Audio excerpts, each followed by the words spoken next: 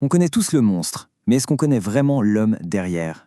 Aujourd'hui, on va plonger dans l'esprit de Clive Barker, oui, le créateur de certains des cauchemars les plus mémorables de la pop culture. Ah, impossible de parler de Clive Barker sans que cette image nous vienne en tête, hein. Pinhead, une figure qui a littéralement hanté nos écrans, nos esprits. C'est l'icône même de la douleur et du plaisir tout droit sorti de son imagination. Sauf que voilà, Pinhead, ce n'est que la pointe de l'iceberg. Un iceberg créatif, immense. L'homme derrière le masque, ou plutôt derrière les clous, est un artiste incroyablement complexe. Et son univers, il va bien au-delà des chaînes et du cuir de Hellraiser. Alors, voici le programme pour cette exploration. On va commencer par l'horreur, bien sûr, ce qui l'a rendu célèbre. Ensuite, on verra ses combats avec Hollywood. On plongera dans ses mondes de fantasy. Oui, il n'a pas fait que de l'horreur. Et enfin, on découvrira l'artiste complet qui se cache derrière le maître de l'épouvante. Allez, on commence. Section 1, au-delà de Pinhead et Hellraiser. De Liverpool à la royauté de l'horreur. Notre voyage nous emmène à Liverpool en 1952. C'est là que tout a commencé pour le jeune Clive Barker, qui posait sans le savoir les premières pierres de son futur empire de l'imaginaire. Dès son plus jeune âge, son esprit a été nourri par des géants. On parle d'Edgar Allan Poe, de William Blake, de Christopher Marlowe, et excusez du peu. À 14 ans, il écrivait déjà. Et plus tard, ses études de littérature et de philo n'ont fait que cimenter les fondations d'un univers qui était déjà, franchement, hors du commun. Passons à la section suivante, la naissance du splatterpunk. Redéfinir l'horreur avec les livres de sang. Et justement, c'est avec cette culture immense qu'il va littéralement faire exploser le genre de l'horreur dans les années 80, et par la même occasion, donner naissance à un tout nouveau mouvement. Le splatterpunk, qu'est-ce que c'est que ça?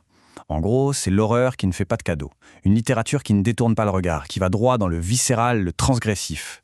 Et avec ses livres de sang, qui est une collection de nouvelles d'une brutalité quasi poétique, Barker en est devenu le chef de file incontesté.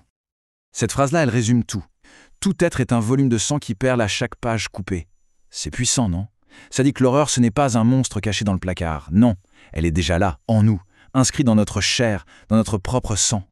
Troisième partie, les horreurs d'Hollywood. Une bataille pour le contrôle créatif. Forcément, avec un tel succès, les portes d'Hollywood s'ouvrent à lui. Le rêve, quoi. Sauf que le rêve va vite tourner au cauchemar, parce qu'il va y découvrir un monstre bien plus flippant que toutes ses créations. L'industrie du cinéma elle-même. Son parcours à Hollywood, c'est des vraies montagnes russes. D'abord, un premier scénario complètement dénaturé.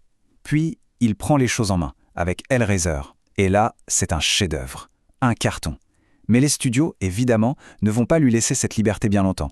Et ses films suivants vont devenir un enchaînement de conflits pour garder le contrôle de son art.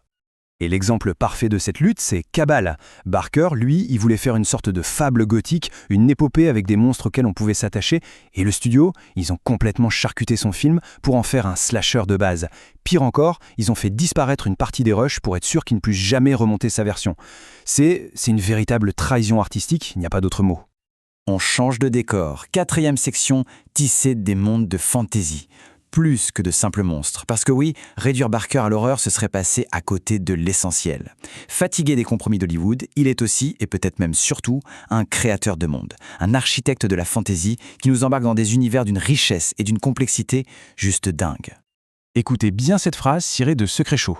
Le souvenir, la prophétie et le fantasme ne forment qu'un seul pays. Savoir ceci, c'est la sagesse. L'utiliser, c'est l'art. C'est la clé pour comprendre sa fantaisie. Pour lui, tout est lié, le passé, le futur, l'imaginaire. C'est dans ce territoire-là qu'il tisse ses plus grandes et ses plus belles histoires.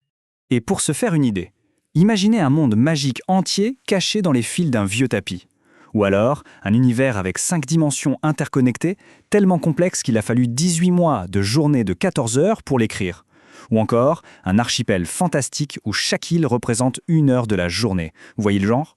Avec Barker, il n'y a absolument aucune limite. Et ça nous amène à la 5e partie. Un artiste de tous les médias. Un homme de la renaissance moderne des ténèbres. Parce qu'il ne fait pas qu'écrire et réaliser des films. Loin de là. Barker, c'est un artiste total. Un homme de la renaissance, mais version ténèbres.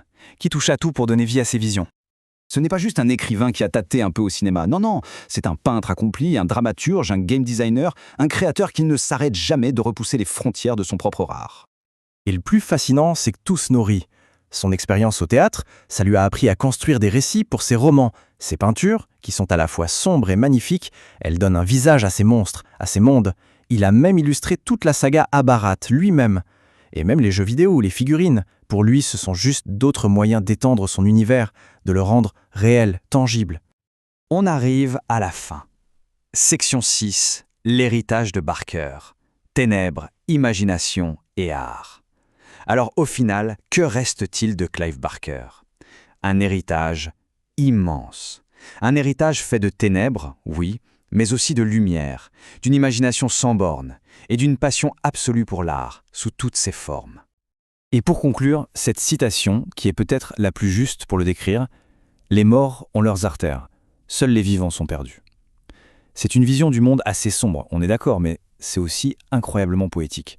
Ça montre qu'il est capable de trouver de la beauté et une sorte d'ordre, même au cœur des ténèbres les plus profondes. Finalement, le parcours de Barker, ça nous rappelle une chose essentielle. L'imagination, c'est un territoire infini, un endroit où l'on peut construire des mondes entiers.